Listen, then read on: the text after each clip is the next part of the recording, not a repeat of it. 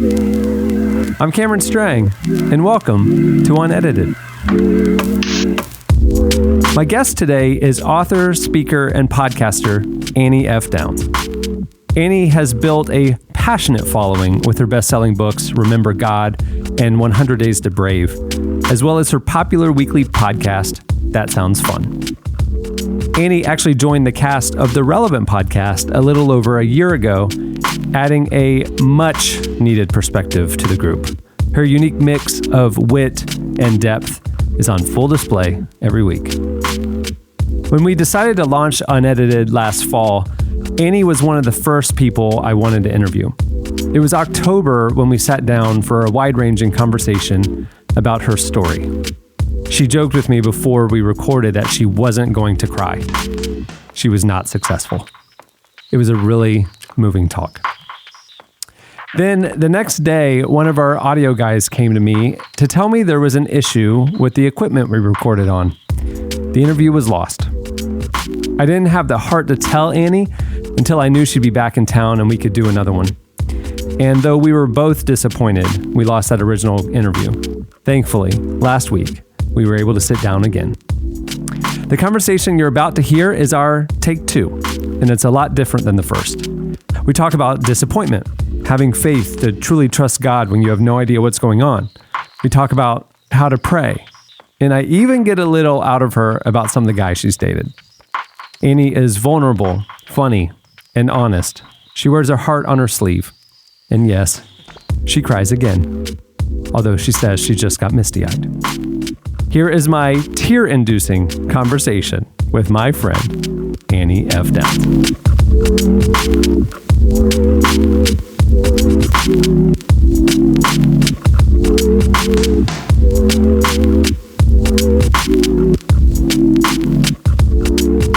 So take two. Take two. Isn't that sad? It is sad, but like we've talked about since you told me that our first interview got disappeared. You have not been nice to me since I told you that information. It was a week ago, and I said, hey, by the way, some things beyond my control happened, and you've not been yourself. Yeah, I'm a terrible person. No, I have. Yes, I have. Shut up. I just think, you just have to, I felt like when I look, I know this is going to sound silly, but when I look back on who knows how many interviews I've done over the last 8-9 years of this career. That was one of my most... Is that a humble brag? Over the thousands of people who have begged me to speak to them about what I know. No, it just was one of the more special ones. Yeah. And so I'm sorry it's gone, but you also just have to trust when that happens. You just have to trust that stuff. You really believe in that? That like everything happens for a reason? Yeah, 100%. Really? Yeah. Good and bad?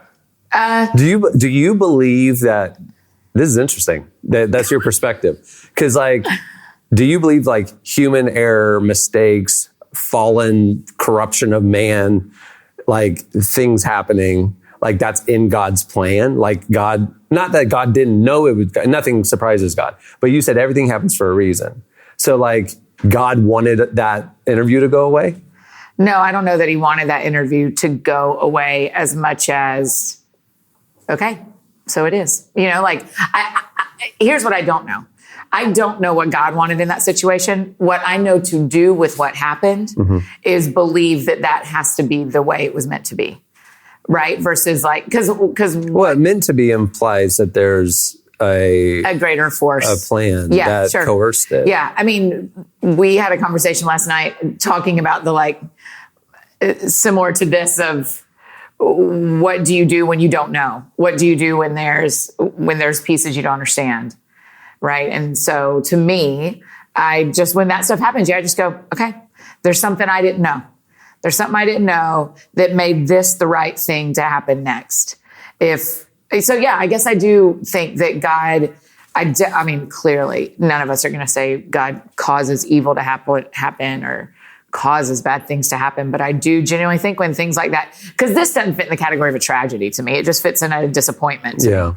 And so then you go it's the same as when you're sitting in traffic and you were supposed to be somewhere 20 minutes ago. You just go, I did everything I knew to do this correctly. Something went sideways. There has to be a bigger story here. I don't know. So I'll trust it.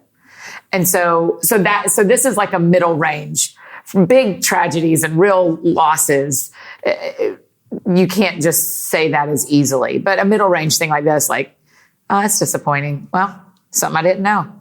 I think it's interesting. I was watching this like Netflix documentary yesterday. I was in bed exhausted all day, slash sick. Yeah, I think you can call it sick, but I think it is very true for you to say that your body. It was exhaustion. I mean, I've been, as much as I've been trying to start the new year with intentional margin, the margin, it's not work, like margin from work, hard boundaries, no problem. But then I would come home and previous seasons, I was working again, like on the house renovation or all these other things. And I was like, okay, so I'm not doing that. So during the holidays, I'm gonna be more intentional about others. And so I've been having house guests and things like that. Yeah. And I think I realized, oh wait, I haven't had any days where I wasn't like, hosting or, like whatever. And like all of a sudden I'm exhausted. I started feeling myself getting sick this week. Yeah. So I'm laying in bed and I'm watching a documentary and it was like, it's called QB1. And it was like, they followed. They followed one of the Georgia guys, right? Yeah, that's right. Yeah. So they follow like the top 3 high school senior quarterbacks. And it's like, they document their entire year before they go off to college. Mm-hmm. And one of them, like during a game, broke his finger, like badly, like had to have surgery, right, on his throwing hand. And sitting in the hospital room, his mother and his aunt were sitting there, and the mom was like really discouraged, about like the missed opportunities, and he's not going to be able to finish the senior year. And the aunt says, no, God has a plan for everything.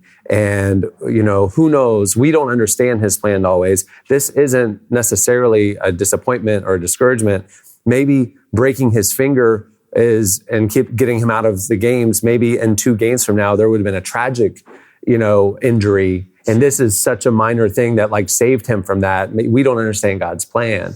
And I'm going, I think I used to see the world like that. And I don't know that I do anymore. Why? How do you see it differently? I think it's because over the course of, I got the dream for Relevant when I was a sophomore in college. I was 19, 42 now. And I've been pursuing this thing that I really feel like God sparked or gave me, or a vision that he gave me. And I have been so sure about the plan and the path so many times, and so wrong in hindsight, that I just stopped trying to figure out God's plan. I just don't I don't try to I don't know. I just try to live with an open hand. Yeah. I don't know that I'd walk through to the 2 games from now, something could have happened or did it. I don't try to write the story anymore. I probably went from, God, why would you ever let something like this happen, to, I don't understand, but I trust. I believe that you are telling a story that I can't see.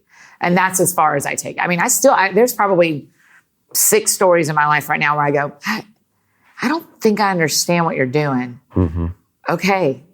So this went sideways. This turned left, and I thought I was turning right. And this went better than I thought, and this went worse than I thought. And I guess I just don't always understand what you're doing. And so I will just believe that you do. Okay. And it doesn't take away the pain, and it doesn't mean that things don't hurt, and it doesn't mean that you don't celebrate. Neither. It doesn't center out emotions and make you not feel things. It just goes like, in the end, there's a reason. How do you handle, like God sparking a dream in your heart? Like I really feel like this is his will, and you believe in faith. Yeah. And then it doesn't happen. Yeah. So do you know the part in, have you seen Wizard of Oz? I'm sure, right? The movie? Sure. 100 years ago. Yeah. Don't act like that's an idiot thing to ask. That is a very... Who hasn't seen... Literally, if you are listening to this and you have not seen Wizard of Oz, please let me know, because I think every person in America has seen Wizard of Oz. Then this analogy will fly with every single Fly American. like a monkey. There's a scene in Wizard of Oz where Dorothy, and it's right after the Scarecrow, and she's walking and she can see Oz in the distance. And she knows that's where she wants to go. What happens before she gets there is the turn into the woods. And I have seen a couple of times in my life that I think God in his, genuinely, I mean, this isn't like a line. God in his kindness will show me Oz, will show me where I want to go. And the actual goal is the right turn, but I would only walk even to the street where I would turn if I was walking toward Oz. Moses and Aaron. Yeah. And so to me, that's how I reconcile that in my head as I go. There are times where God goes, hey, what if Oz is the goal? Let's walk toward it. Because if he said, hey, the woods are the goal, I'd go like, peace, not going that way. So then, what his best, kind of destination is, his purpose for you, the dream that he gave you. And then all the left turns, right turns along the way are like because of our mistakes and they're because of our mistakes, but they're because we're listening and doing the best we can. And I think a little bit is personality, because my personality is, if I decide if I have this tiny little dream in front of me, I can dream out the next 12 steps to see Oz. And sometimes that's my problem too. It's and I think, oh God, that's where you want me to go. I will figure out the best path to get there. That's right. And I think God uses our ability to imagine the end result to help us get to where he actually wanted us to go. What every dating relationship I've been in so far. How many was that? I mean, I'm 38, so 40 plus. I wish. I can see that going all the way to the finish line. I can see, or I wouldn't be dating the guy if I didn't think this could be, I can see a life where we end up together. That is the Oz, right? I can see a life. And then when it turns right or turns left and I don't stick around or he doesn't stick around, it's disappointing because I saw the end of the story. It doesn't mean it was wrong to see the end of the story. I just can't put my hope in it, right? And just go like, okay, well, that wasn't meant to work. So how do you pray then? Like in the midst of that, let's say you're dating a guy and you're really praying for that relationship. You're praying that, you would be hoping for marriage. And so you're going to pray for that because that's how I grew up being taught that's where you're supposed to name it and claim it. That sort of thing. And then what if, I think the tough thing for me is over the 20 years, it's been like, I've been wrong more than I've been right about what I've thought I should be praying for. Have you? You think you've been wrong more than you've been right? Yeah. I would bet that's not true. I would bet that the longer you've done this life of prayer, the longer... I think in my earliest days, where it's like I'm going, Lord, we need this to happen. And Lord, I'm praying that'll happen. Yeah. And it's like, they don't. Yeah. And then it's like, okay, well, in hindsight, I realized I wasn't ready for that. Or the Lord was I needed to go through this valley first to build up the strength to be able to handle that. Yeah. Or, I would have, all these things that you realize later. And then you're kind of going in the midst of it. Like, I didn't know what I was asking for the wrong thing. Yes. That's what I'm saying. Like, I don't know. So all I can do is pray what I know. And the only decisions I can make today is what I know. But how do you hope for something, i.e. marriage with that guy, hope for it, but then you don't actually pray that it'll happen? I do pray that it'll happen. Well, then, are you... Because that's all I can know is... 40 plus times in your life now, God has not answered your prayer. Yeah. Yeah. So how does that affect your faith? And I think... And for the record, it's not 40 plus. I was just joking. Yeah. Again, it's I only wish. 35. Again, I wish. And I think it's you and I both have friends like this. It's true for people who are trying to have babies. It's true for people who want a different job. It's true for people who have a dream that they haven't, to be a musician or a writer or a lawyer or banker that just hasn't come to pass yet. Mm-hmm. How does it affect my faith? It makes me, let me think how it affects my faith that it hasn't ever panned out. So for me, the example that's easiest for us to talk about currently is being single, though it's just a part of me, not the whole of me. A few guys ago, my heart got smashed before we were friends. You'd have really had a mess on your hands then. And as I've watched his life over the last 4-ish years, I have gone, man. Dodged a bullet. I am glad. Well, yeah, his wife doesn't feel that way, but for Annie's life and for what God saw coming for me and what he had dreamed for me and what he had dreamed for Dude, we just wouldn't have paired up. Someone would have lost what they have right now. And so he is the clearest. And I cannot tell you how much I gained from knowing him, from sharing his friends with me that I still adore, and from some of the healing I pursued because he broke my heart. I won in the end. Now, you sound like Ariana Grande, by the way. Thank you. Next. Thank you. I do feel that. Just want to thank you for my friends. Yeah. That's how I feel. And so to me, the only thing I know to do is to pray what I honestly believe or pray what I honestly want, professionally, personally, relationally, until I understand why God didn't want me to have that or didn't see that that was the best for me. Do you think you've gotten it right more than you've gotten it wrong?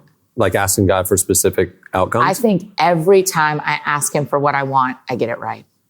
Doesn't mean I get what I want, but I think every time I go to him and say, for everything, I am going to cry. We said we weren't going to cry. I said I wasn't going to do it this time. I think it helps if I don't look at you. I think for every time that I've said to God, with the best of what I know, here's what I'm going to ask you for, he goes, that's exactly right. But then he says, but I'm going to give you what's good and what's best. So yes, I think I've gotten it right every single time. So in hindsight, you wouldn't have...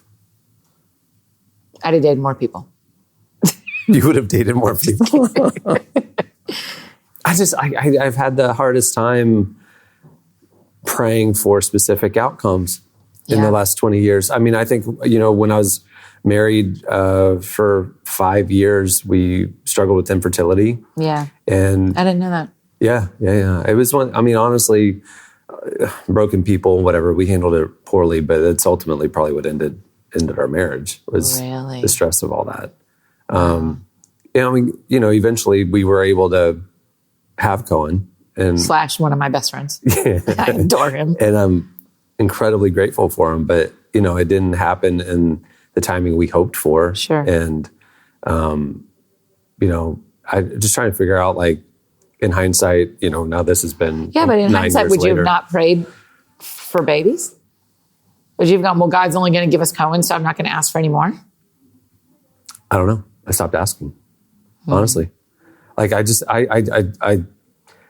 think my default now is like, I don't want to get disappointed by God anymore. Right. And so I just won't set myself up to get disappointed. And I'll just like pray for his will to be done in my life. I'll pray for him to direct my steps, open and close doors as he sees fit.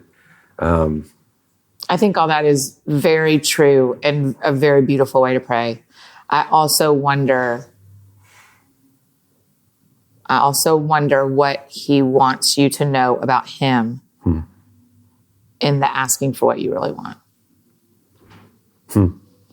I just I think maybe, pendulum swing. I'm kind of like all in or all out, all or nothing kind of personality. Man, I know. I've watched the Diet Cokes for a year and a half. You are all in or all out. I'm 8 or I'm 0. Yeah. And that's part of we have the same personality type. That's part of our personality type is all in or all out. Yeah. I'm either incredibly unhealthy or incredibly healthy. Same. I'm training for a marathon or I'm like eating bags of potato chips and having exercise in 2 years. Yep. Same, Cameron. I'm exactly the same way. But I think my spiritual life is like that. And I'm not saying I'm happy about that. But in the times where, it's hard for me to say, well, I know what's going on and I'm trusting the Lord and I'm believing for whatever. I just more go. I don't do that. I don't put my fist and say I'm believing for whatever. Okay. Because I'm not into that either. I'm not name it, claim it either. Because I don't think that I have never seen that work to my benefit in getting what I want or in knowing God better because of it. But I do. So I ask God and sit with God about a word for the year every year, but I do it on my birthday because I think the world revolves around me. So I do it on my birthday instead of on the new year. Yes, you do. In July. yeah, thanks. Yeah. I've been inviting you to my birthday party since 2012. You've never come. Ridiculous. This year, though, I feel like this is the year you're going to come. Yeah, this year I'll come. Excellent. But I do ask on my birthday just because I feel like that is when God and I celebrate a year. And last year, when I was sitting with him and kind of thinking through it, I feel like my word this year is ask. Like, what if you just ask him versus just going like, hey, I genuinely don't know what's supposed to happen here, but I'm going to ask you for what I want. And you know what's interesting, Cameron, is if there's a theme to what people come and talk to me about at airports or restaurants or churches or events or whatever, one of the big themes is not disappointment with their life place. It is disappointment with God. There seems to be this new conversation that people have around me. And it may be because of my book, or it may be because, remember, God talks so much about personal disappointment with God. But it is fascinating how many people are like, it's not that I wanted more things. It's not that I even actually wanted that. It's that now I am disappointed in him. This is personal between me and God. This isn't about the stuff or the person or the dream coming true. This is that he says he is loving and kind and giving, and I do not see any of that in my life. What do I do with that? I mean, the fact that, like, if you were to poll, the average church congregation, these are all the people who, like, you come to church on Sunday and you act like you have it all, everything's good, everything figured out and stuff. And then if you were to look at the reality of things, how many divorces are in this room? How many men are struggling with pornography? Or women, like all the things that, like, unsaved people, non-Christians are struggling with. I mean, it's like there's almost like no difference. It's just we put on this veneer of, I'm a Christian, so I don't. And so it's all like, not all, but and a lot of people are fronting in a way that, like, okay, so I had a conversation with an artist, Father John Misty, and it was in the magazine. Excellent episode. Which we had to pull. He got pretty upset, so we pulled the episode for him. So one of the things he talked about was growing up in the church, he had this natural kind of leadership ability and musical ability and stuff like that. So youth group, he was like leading worship and he was like a youth leader and all this stuff. And he told me, he's like, I was living a lie because I could play the role and do all the things and lead the worship in a way that, like, I knew the response that people would have. And I was just given the pulpit. And he's like, I never had an encounter with Christ. And so, like, I was faking it. And so if I'm faking it, I'm assuming everybody else up here is faking it, and we're all faking it. And so he just was like, he just walked away because he figured it was all just a big act. Everybody was doing that. Yeah. And I'm talking about disappointment with God. It's like, I wonder how many of us, like, are acting like, we have this great spiritual life and God's blessed us and we're doing great. But on the inside, we're actually, like, really discouraged and really disappointed, thinking we're the only one. Can both be true? Can you be disappointed with God and feel like you've been blessed? I had a friend yesterday who's texting me that she found out her mom has very aggressive cancer, and like out of nowhere. And like she said, tomorrow I'm going to buy wigs with her. Yeah. And she said, can you help me find the words to politely pray right now? Because I don't know how to pray. And I said, you don't need to be polite right now. Yeah, no joke.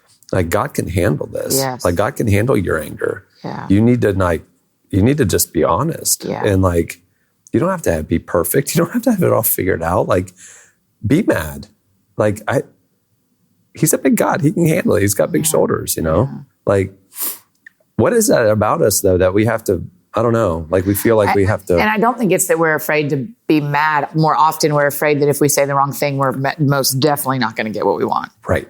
And so don't say because when we were kids and, you asked mom for something and you got a no, you thought, if I ask differently to dad, will I get a yes?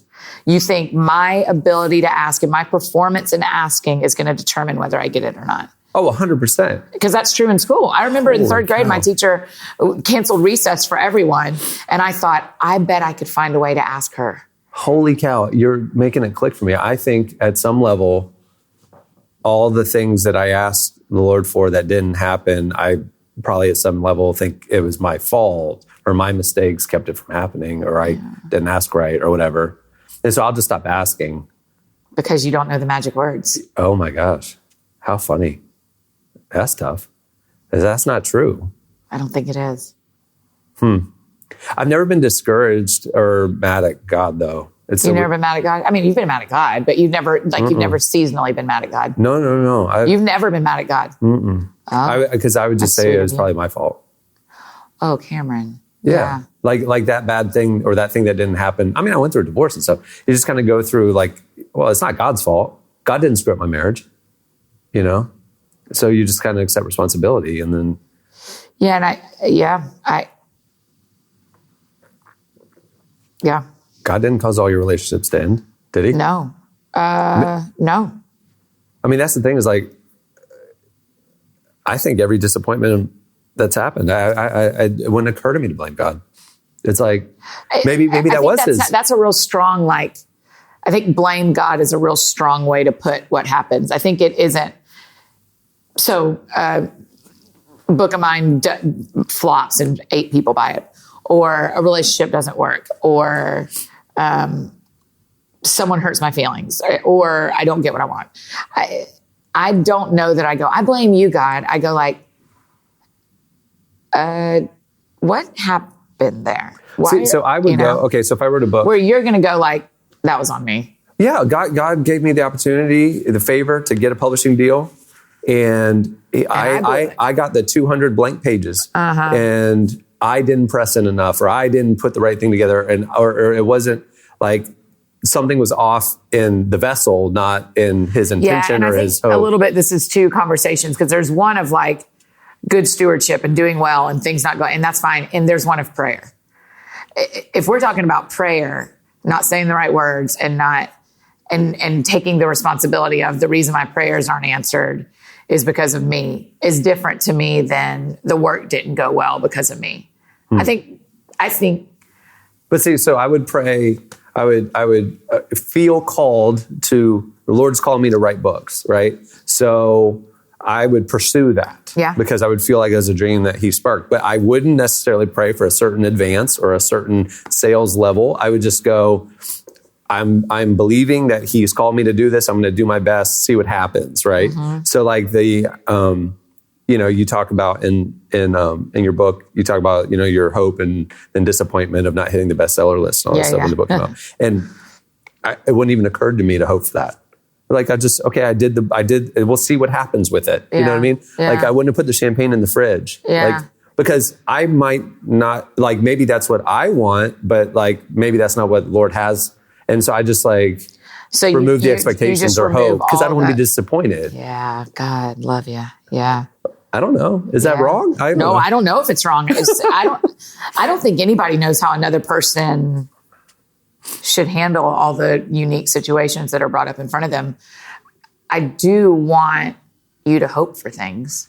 I would feel the call of the writing and I would do the thing and I would hope that it would change lives. But I don't know what that looks like. I don't know how to measure success anymore. I'm like, if I feel like the Lord's called me to change hearts and minds or something, like, I don't know if really what that means is you're going to live your life and hopefully reach one person or reach millions. I don't know. I know how the world gauges success. Sure. But I don't know really what God intended in the light of history. Maybe reaching literally this one person could turn the course of history. Yes. And I don't know that in the meantime. So I don't want to be disappointed that was the outcome because maybe that is really what God had, his best intention was just that, right? So like, I just kind of go, all right, Lord, I feel you calling me to do this and I'm going to do it without apology and I'm all in, I'm going for it. And what you want to do with it, I don't know. Like, I don't know what the outcome is going to be, but I'm in motion. It's easier to steer a car that's in motion than one that's stopped. I'll go, but I just don't know where we're going. Your car drives itself. It literally drove itself home last night. I believe you. I hear you. And I don't think you're wrong.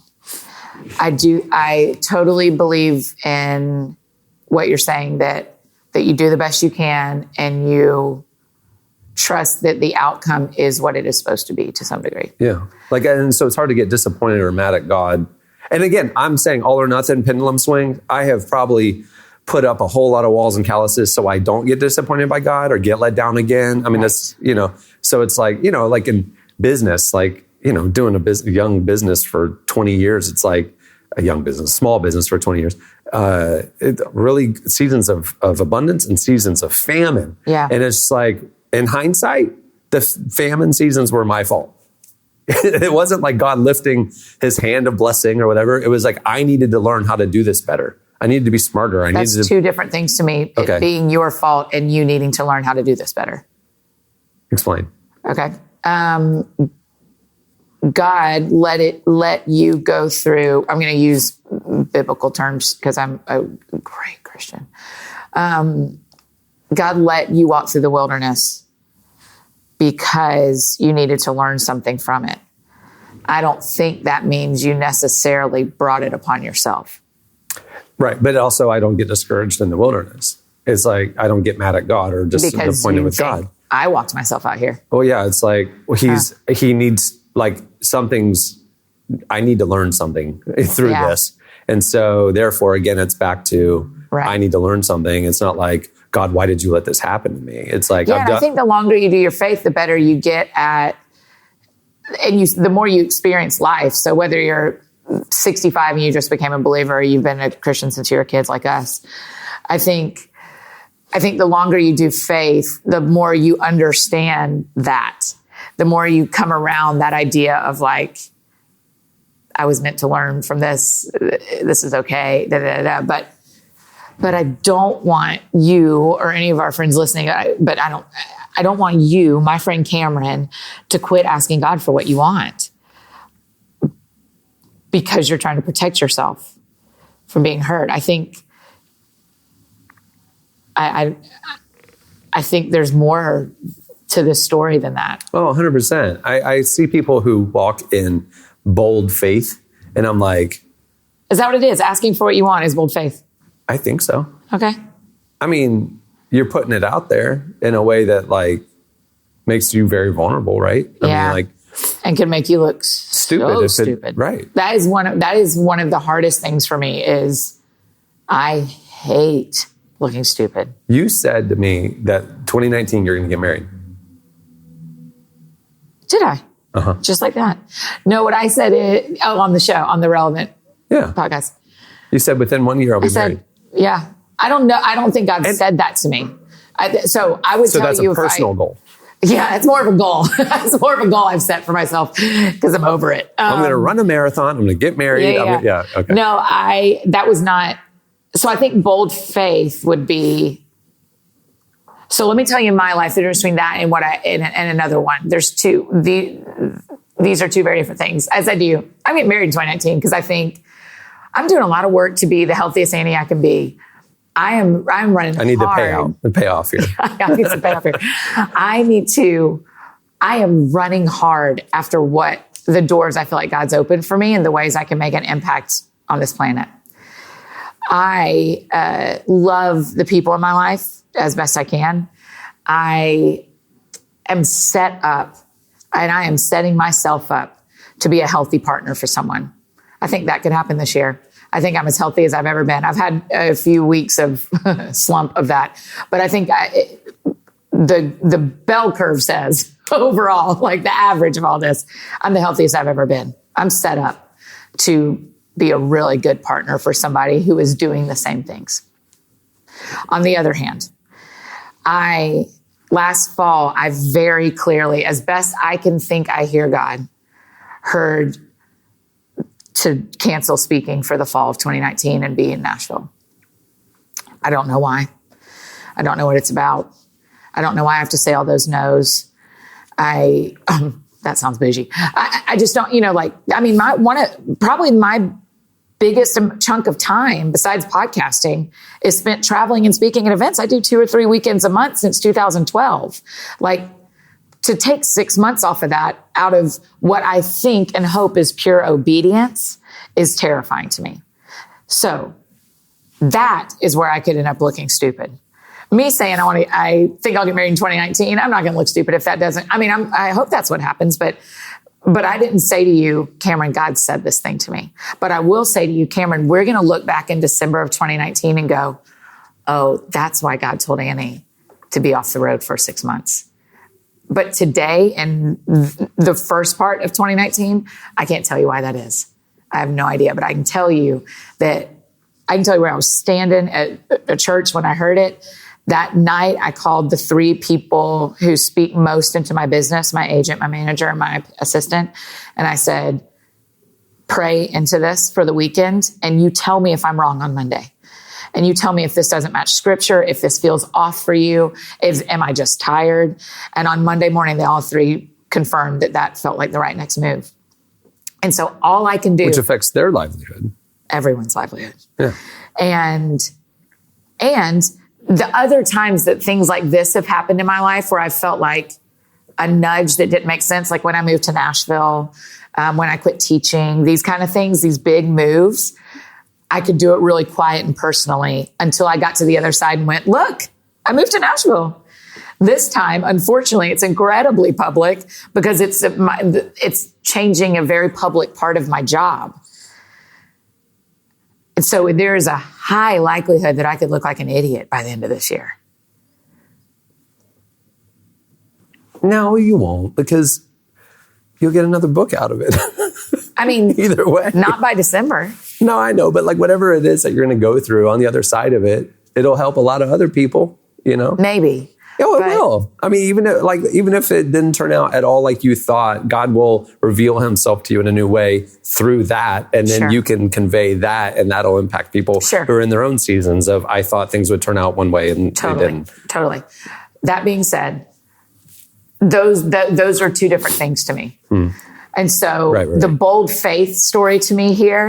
Yeah. I need to be off the road because I'm going to be investing in a relationship. And totally is what I hope. That's the Oz to me. That's part of the Oz to me. There's like 3 different pictures I see of what the fall could be about. I've made them all up. Do you have like an email account set up like courting Annie at anniefdowns.com, like for the men in Nashville who want to free up their falls?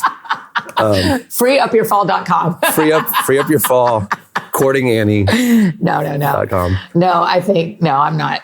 You know me. I don't chase that stuff. I chase who I want to be. We were having dinner with Bob Goff last night, and he said to you, what was it? He said, he asked you, it came up if there were any hunks in your life, because I misheard the word he asked you, and I thought he asked if there were any hunks in your life, which brought up your love life. And so he said, what was it about the men? Like, if they don't think they won the absolute lottery by meeting you, he said if they don't think they've robbed a bank, they're not the one. Kick them to the curb. Yeah, that's it. Really You're just waiting for the guy who felt like he robbed a bank when he met you. Yeah, that's right. So yeah. So to me, it was really kind of him to say, and we have no idea when or if. I don't know. But that Bob dream of like the guy. There's this guy out there who is that guy who, when he meets you, feels like he robbed a bank and I know it's me. Whatever. Like, I think I'll have to tell some jokes first. Like, what if you don't meet him this year? Right? Yeah. What if I don't? What if you meet him in 5 years? Yeah. What if you think you're gonna, like for us, it was, like God put the dream in our heart to become parents, and then it didn't happen for 5 years. Yeah. Like, and every month you're dealing with that disappointment. Yeah. Get your hopes up, crash. Hopes up, crash. Every month. I know. It kills you. Yeah. I mean, I bet I don't have a friend who doesn't have a thing that they've asked God for over and over again and not gotten. Right. And so what the crazy thing is like, but then you like look at Christians who have these perfect lives and you think, well, I've dealt with this disappointment and I guess I'm the only one. Totally. So like, I can't pretend like I am, because I need to be as faithful and trusting of the Lord as the other Christians that I'm around. You have to muster up. Right. Yeah. You have to fake it almost. Yeah. And I struggle with that because there is this reality that like faith is being sure of what you hope for and certain of what you don't see. Right. There's this like. Well, Hebrews. Yeah. This like muster it up. Like you can do it. Pull yourself up by your bootstraps and believe and believe that he's for you. And then there's like, but if I'm telling the truth, I'm really sad that this hasn't happened. A baby or a career or a husband or a wife or a whatever. And so I think the thing is we can hold both. I think that's the trick that I didn't pick up on growing up in the faith, is that I'm allowed to have one hand that holds my disappointments and one hand that holds my blessings and the things I don't deserve. I don't have to let either of those go. I think that's the actual work of faith. I think that's actually what scripture says when it's about work out your salvation with fear and trembling is, can you hold both the promises fulfilled and the promises left empty at the same time? How do you walk this out authentically with so many people watching you? I don't know. Because they're looking to you for hope and for answers. So I'll tell you what, the fun therapy episode that I did with Mike Foster. I adore him. He's one of the most gentle people. Yeah. I just think I can see him once a year and I know he deeply loves me. Like that. That is probably that is the hardest conversation I've ever had recorded. And that is probably the one that people want to talk to me the most about. Because I had gotten like a relationship had taken a really sour turn. A relationship with a guy had taken a really sour turn about 3 weeks before that. And Mike knows the guy. And when we sat down, I was like, here's what we can't talk about, him. And he was like, okay, I won't say his name, but can we talk about if we're going to talk about this, we got to talk about what you're really feeling. And so I live that in front of everyone. And that was a year and a half ago, November of 17. Mm-hmm. And I probably shouldn't say that part. Why? That's when the episode came out. It's on iTunes. Yeah, it's all. People can see the date right next to it. So That's true.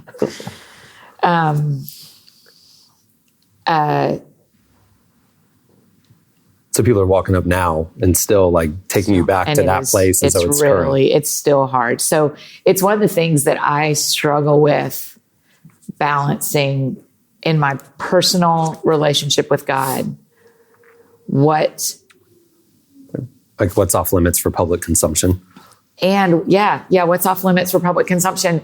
And how much of this do I have to do in front of everybody? Here's the thing that is kind of messed up about the Christian publishing industry. If you look at this, seriously, objectively, there's an entire industry built around women having to share their tragedies publicly and writing books. Uh-huh.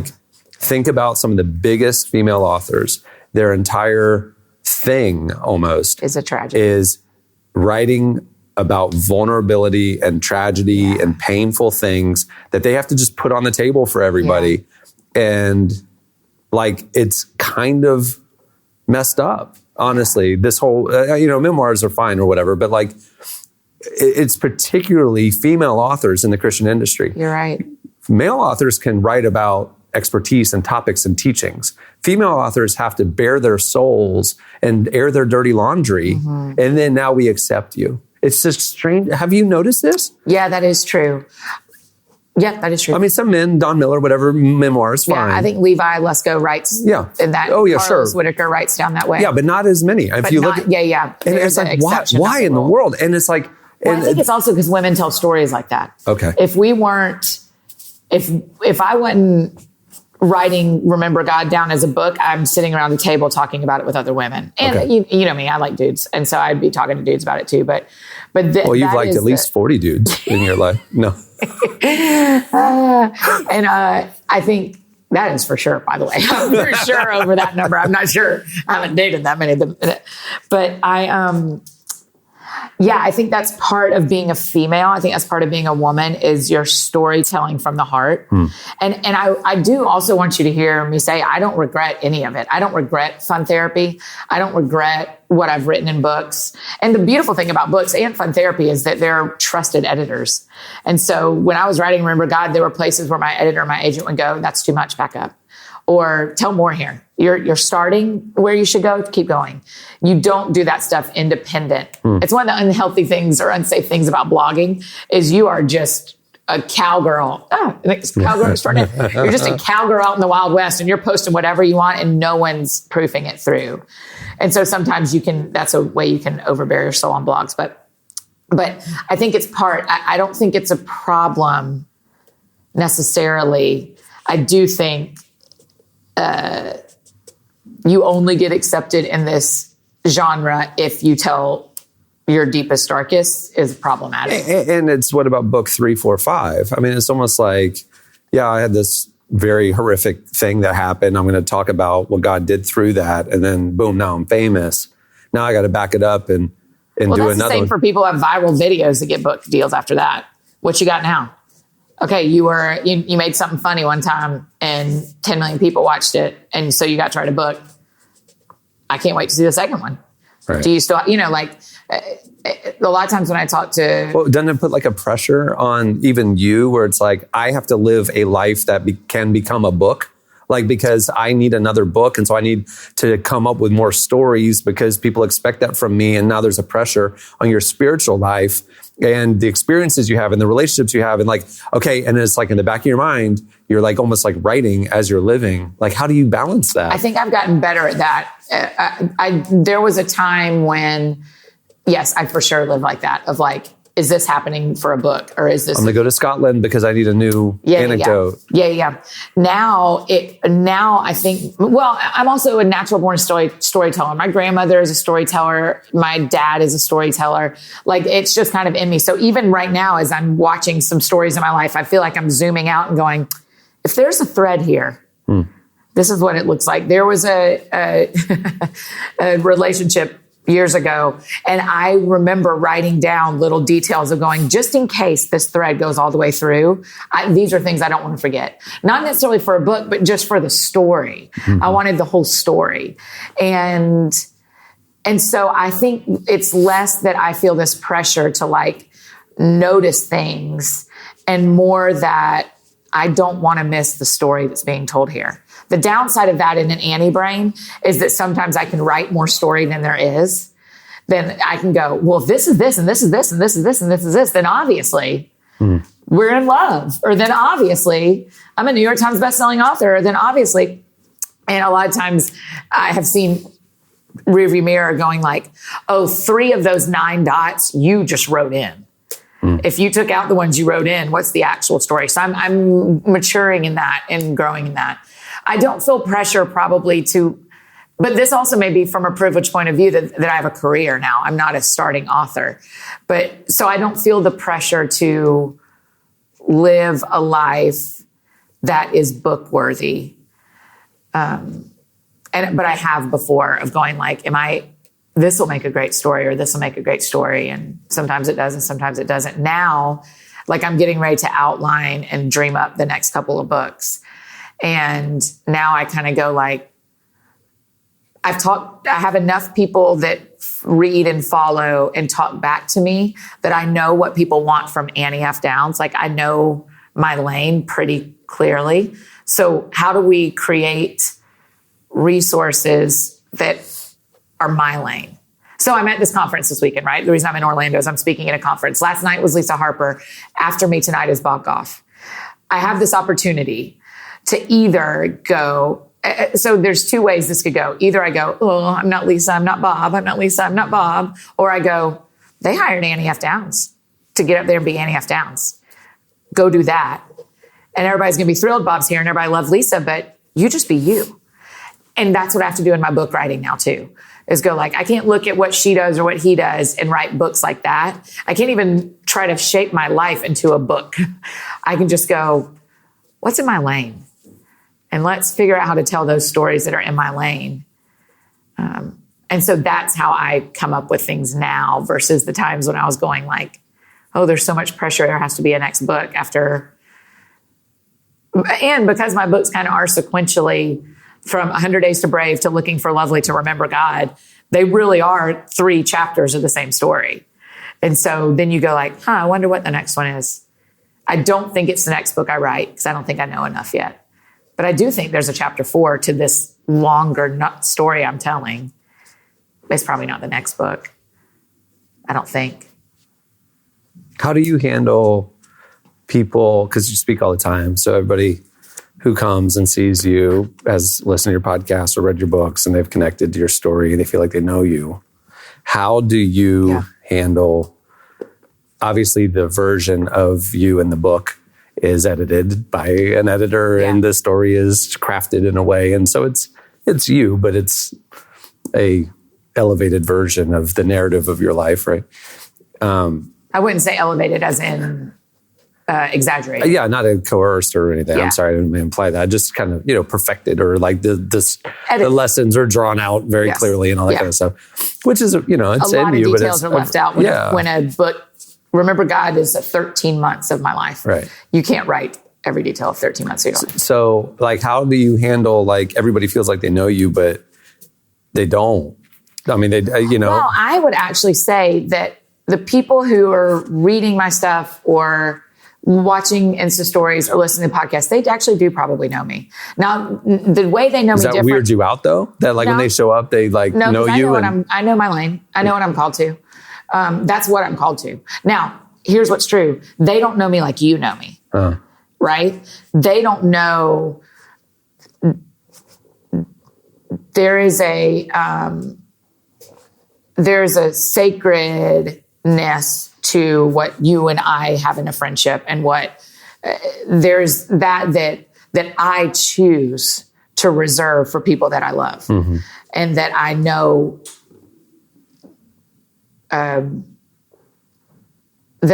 we are investing in each other's lives, and there's a difference for what I share publicly.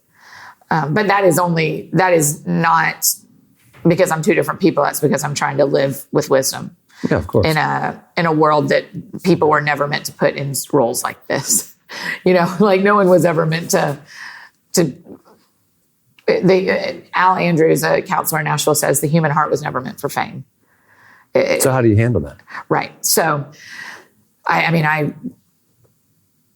it beats me and I beat it both. Like there are times where where I love it too much, and times where I hate it too much, and times where it is just right and I know exactly what I'm doing. And so it's both and. So for me, I feel like I'm learning what does it look like to be a friend to anyone who comes toward my resources, my products, myself.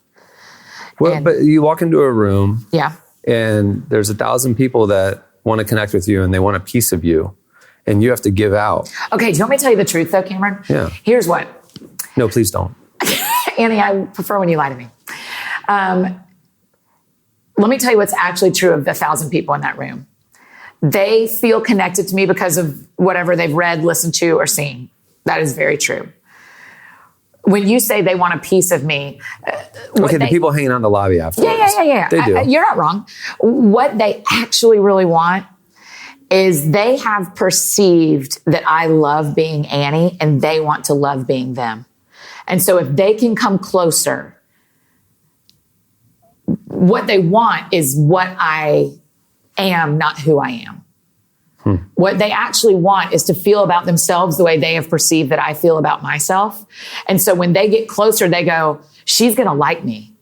She's going to like me like she likes herself because I like her. It's going to be reciprocal, and I'm going to walk away feeling better about who I am. And that is exactly what I want to do for them. Because I think the highest calling God's asked me to do is be the best Annie I can be, and help other people and love me and help other people love who they are too. And so they don't actually want me. They don't actually, when people say, I just feel like we're best friends. I just want to be your best friend. I'm like, you don't actually, you don't know enough to want that. That is so kind. And I honor that. You don't know enough to know if you want to be my best friend. What you actually want is to love you the way you think I love me. But you travel to this event. Do you think I'm wrong about that? Share. I don't know. I don't live your life. But you know me, so you can tell me if I'm wrong on that. Here's the thing that I would think, like the life that you've had to live, or like you pour yourself into this book, people connect with it in a certain way. And now you got to go do all these talks. And then in the lobby afterwards or in the hotel or whatever, like people are coming up to you continually and, wanting a piece of you. They want to connect with you, whatever. And you've got to you've got to fulfill that expectation. You've got to be on and whatever. And then you go up to your hotel room alone and you gave. I would think, and then you got to get on a plane and do it again. I would think that'd be a very hard, draining, lonely life. It could be all those things, but I also, it doesn't feel as draining to me because the way God's built my weirdo personality is it isn't quite as draining for me as it is for probably most other personalities.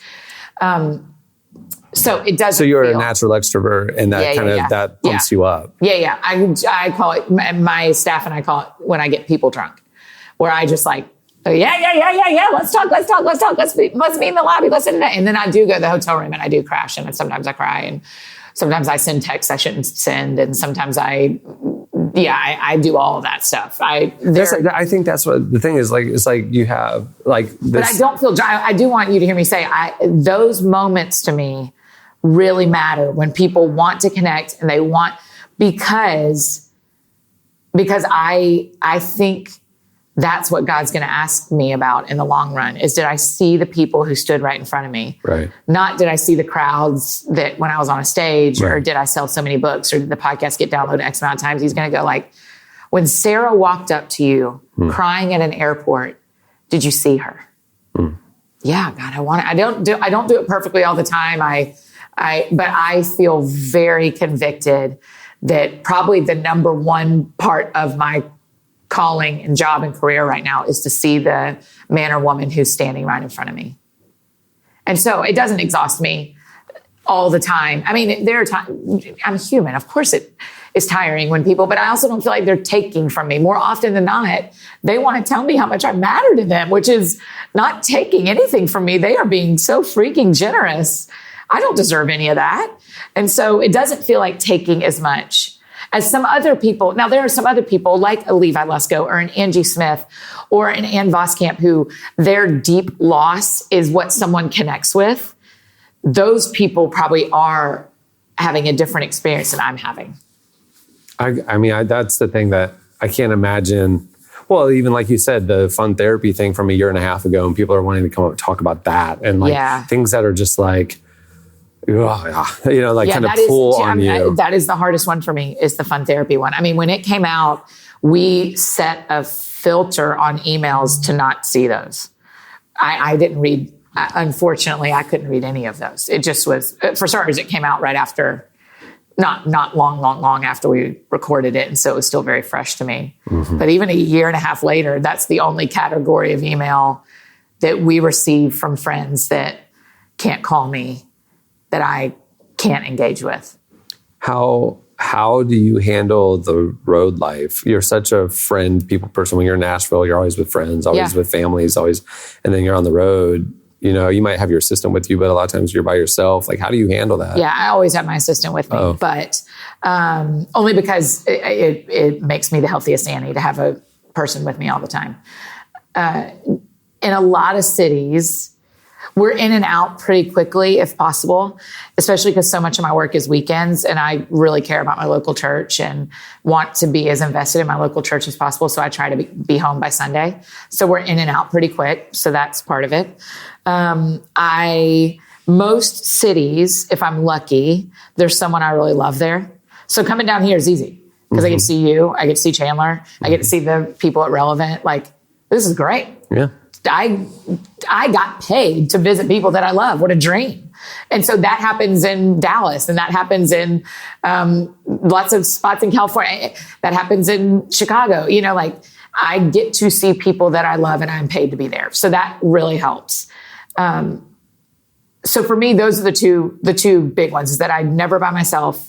Because, I mean, we don't share a hotel room. Like today, I'm with you here. I'm here at Relevant for most of the morning. My assistant's at the hotel and doing work, and who knows what. She could be getting her nails done. I don't have any idea. She's at the pool. Yeah, she's by the pool. I don't care. If her computer's in her lap, I totally don't care. So to me, that I have now I've been doing this. I've been traveling this full time for 7 years. So I have trialed and errored this thing to death. And so I know what does not work for me and what makes me less healthy. And I know what leads me toward health in this particular part of my job. And getting in and out quickly is part of it. Eating at a local restaurant is part of it, because there will come a time in my life, as far as I can hope and see, where I'll have a husband and kids and I will not travel at this rate that I'm traveling. I mean, even in the fall, I'm not going to travel. So I'm not going to get to see the clouds from an airplane. And I'm not going to get to go to cities and eat at restaurants that are local and meet new friends. And so there are benefits to this job that I want to maximize. And so that helps me from this part of my job being overwhelmingly being detrimental at all. You can almost like appreciate and embrace it for what it is, because you know in the middle of it that it's a season. Forever. This is every single thing. It's that. I think the foreverness of it, or the never-endingness of it, would be mentally exhausting. That's right. But if you're embracing it, you know, chew the meat, spit out the bones. Like, that's right. There you go. JP Precluda said to me a few weeks ago, live like you're never leaving, but understand everything's seasonal. It's that same thing of holding it in both hands. Everything's seasonal, but invest like you're not going anywhere. Right? Like the same in every situation that I'm in my life, I want to believe that I think I'm never leaving Nashville. I genuinely look at you and say, I'm never leaving Nashville. Right. But what happens if you get a show in LA? But what happens if I get a show in LA? Or what happens if I marry a guy who lives in New York City? Or what happens and he can't leave? Or what happens if my parents need me back in Atlanta? Right? Like, so I own a house in Nashville. I'm invested in my local church and in the friendships, like I'm not going anywhere. And a year ago, I was interested in a man who didn't live in Nashville. And so I was balancing, I'm never leaving here. Also, his job doesn't move, mine does. Right? And so that is how I feel about my career. I think this is what I can look you in the eye and go, for the rest of my life, I will write books. I will have a public life. I will have a podcast or some sort of media outlet. I will speak on stages. So I'm going to live like this the rest of my life. I also know, like I know, that spring leads to summer, and summer leads to fall, and fall leads to winter. And so everything has seasons to it. And so that helps me with not lose my mind on the road. Like this is Bob Goff said last night, he doesn't even look at his extended calendar because it makes him feel trapped. He looks at where he is today and where he's going tomorrow. And I don't quite work like that because of my business brain. And I mean, he has a brilliant business brain, but the way my business brain works, I like to see the year. And so I don't quite work like that, but I do, it does help me to love the travel part of this job when I have someone with me, when I'm getting to see people that I love, when I'm eating somewhere local, when I'm seeing things I wouldn't get to see otherwise. We were in Sioux Falls in the fall, and my assistant Eliza and I were like, what are the Sioux Falls? Are there actually falls in South Dakota? And sure enough, we went and found the waterfalls, right? Like, who else gets to do that? I saw on Instagram stories, or not stories, but the ads, like the autoplay video ads. For some reason, there's this Tony Robbins business one that's been like in my feed a lot. I've never done a Tony Robbins thing, but the very first documentary is awesome. I saw that. Yeah. But as I was scrolling through, you get the first like 3 seconds of the audio, and he's very bold, and he goes, "What's your exit strategy? If you don't have an exit strategy, you're just an employee." And he's talking to business leaders, Yeah. And it dawns on me, it hits me every time I hear that. Like, I don't have an exit strategy. Yeah. Like Bob last night asked, so so like relevant. You're still doing that? Like it still brings you joy? Like I've been doing it 19 years now. Yeah. And it's like, and you answered yes. Yeah. And it's like, I still feel like we're just starting and there's so many unfulfilled dreams that are still to be realized. It's like, A, I don't have an exit strategy. B, I don't feel trapped though. I don't, I mean, it's like, because like hopefully, if you get married again, when you get married again, if I get married, when I get married, we won't have an exit strategy. And that's not the same kind of seasonal thing, right? Like, I don't think we need that, but I do think we live like, 'cause you don't know if there's going to be a tragedy and you don't know you just don't know. Right. But see, that goes back to what we were talking about at the beginning. Like I forget how to pray.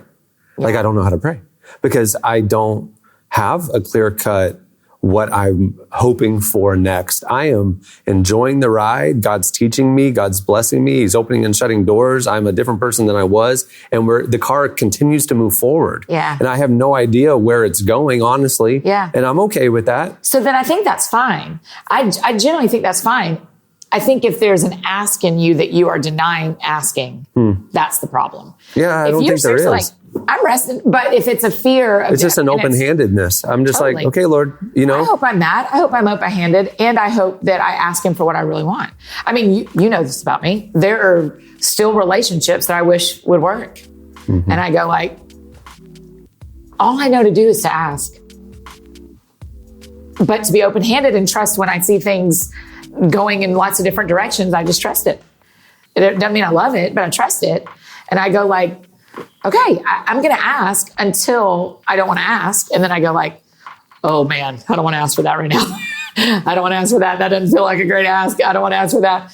And so, but then when I think about my career and when I think about where this is going and exit strategy to this or how I'm praying for this, I'm praying like I'm never going to do another job and expecting there to be seasons within this committed career. Right.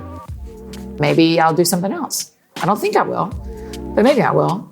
So I'll just pray. I'll just pray with the best of what I know. And that's getting it right.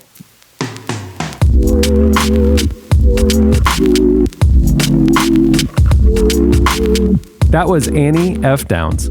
Make sure to check out her most recent book, Remember God, as well as her weekly podcast, That Sounds Fun. Hey, if you like this episode of Unedited, I'd love your help spreading word about the show. Subscribing, rating, and reviewing it on iTunes helps a ton, as well as sharing it on social media. And you won't want to miss our next episode when I'm joined by one of my heroes, author and speaker and former lawyer, Bob Goff. My life was significantly impacted by Bob in recent years, and it was an honor to sit down with him on the cusp of his 60th birthday to have a wide-ranging conversation. Well, I'm Cameron Strang. Thank you for listening. I'll see you next time.